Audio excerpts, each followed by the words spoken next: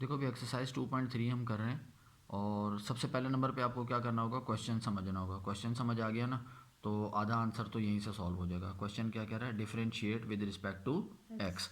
अब ये जो चैप्टर है इसका नाम है डिफरेंशिएशन। डिफरेंशिएट का मतलब ये है कि भाई डेरिवेटिव मालूम करो। क्या मालूम करो? डेरिवेटिव मालूम करने का जो प्रोसेस है उसको हम कहते हैं डिफरेंशिएशन। तो जब भी ये लिखा होगा ना डिफरेंशिएट, तो इसका मतलब ये है कि भाई आपने क्या मालूम करना है, डेरिवेटिव मालूम करना है। अब देखो ये फंक्शन दिया हुआ है। अब फंक्शन जो है उसको हम रिप्रेजेंट करवाते हैं किससे? या तो y से हम उसको शो करवाएंगे या फिर किससे शो करवाएंगे, f ऑफ x से। ठीक है। अब यहाँ पे चूंकि वेरिएबल x है ना, इसलिए हमने यहाँ पे क्या लिखा है, x लिखा है। ठीक है। अगर यहाँ वेरिएबल t होता तो हम यहाँ t लिखते हैं, वेरिएबल u होता तो हम यहाँ वेरिएबल u लिखते हैं। उसको पढ़ते हैं कैसे हैं, y is a function of x, y is a function of x। ठीक है। अच्छा जी, अब हम क्या करेंगे, अब हम इसको करवाते हैं let y equals to x raise to the power 4 plus 2x cube plus x square. इतनी बात समझ आ गई है? ठीक है। अब हम क्या करते हैं, differentiate with respect to x। ये बात हमें क्वेश्चन में बोली गई है, differentiate with respect to x। देखो इस फंक्शन के अंदर ना दो वेरिएबल हैं, एक है डिपेंडेंट वेरिएबल और एक है इंडिपेंडेंट वेरिएबल। ये जो x है ये है इंडिपेंडेंट वेरिएबल।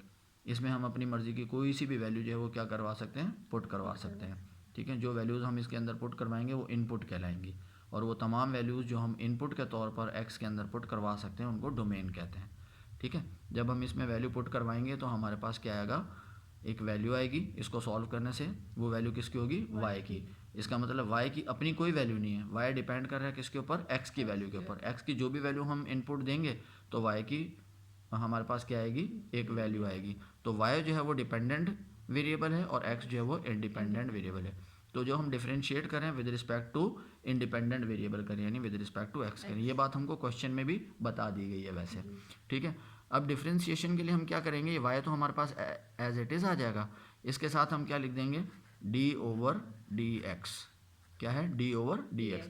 d जो है ना ये डेल्टा के लिए आता है, यानी चेंज के लिए आता है। हम चेंज मालूम कर रहे हैं y का, y के अंदर चेंज आ रहा है। किसकी वजह से चेंज आ रहा है, अभी बताया था, y जो है वो डिपेंड कर रहा है। अगर y के अंदर चेंज आ रहा है तो इसका मतलब क्या है कि x की वैल्यू के अंदर क्या आया होगा, चेंज आया होगा।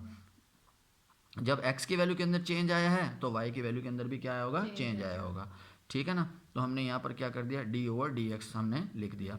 जो विद रिस्पेक्ट टू होगा ना, यहाँ पे विद रिस्पेक्ट टू x है, वही चीज़ यहाँ पर आएगी। अगर विद रिस्पेक्ट टू t होता तो यहाँ क्या आता, dt आता। अगर यहाँ u होता तो यहाँ पर क्या आता, u आता। अब इन तमाम वैल्यूज़ के साथ भी हम क्या करेंगे, d ओवर डी एक्स।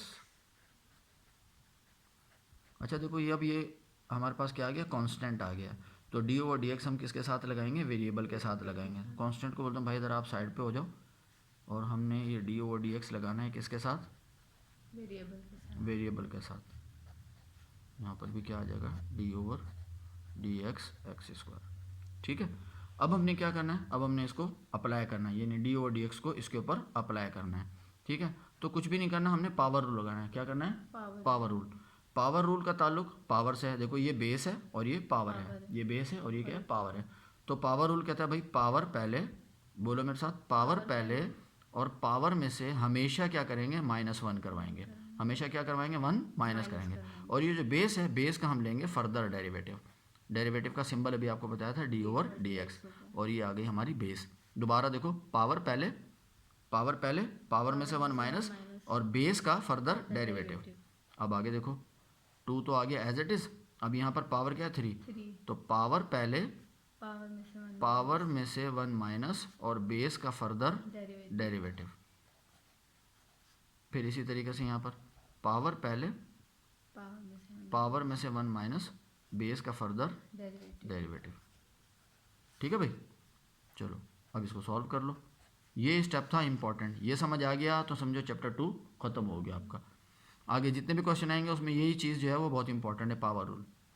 अब क्या होगा, यहाँ पे बचेगा क्यूब, 4 में से 1 माइनस करेंगे 3, डी एक्स क्या हो जाएगा, 1 हो जाएगा। 1 लिखना चाहो तो लिखो, नहीं लिखना चाहते तो ना लिखो, क्योंकि 1 मल्टीप्लाई होके दोबारा यही आंसर आएगा। 2 3 क्या हो जाएगा, 6, 3 में से 1 माइनस किया 2, ये 1 हो जाएगा, 1 यहाँ पे लिखने की ज़रूरत नहीं है, यहाँ पर आ जाएगा 2 में से 1 माइनस करेंगे 1 पावर लिखने की ज़रूरत नहीं है। ये हमारा आंसर आ गया dy/dx का। बात समझ आ गई है? चलो।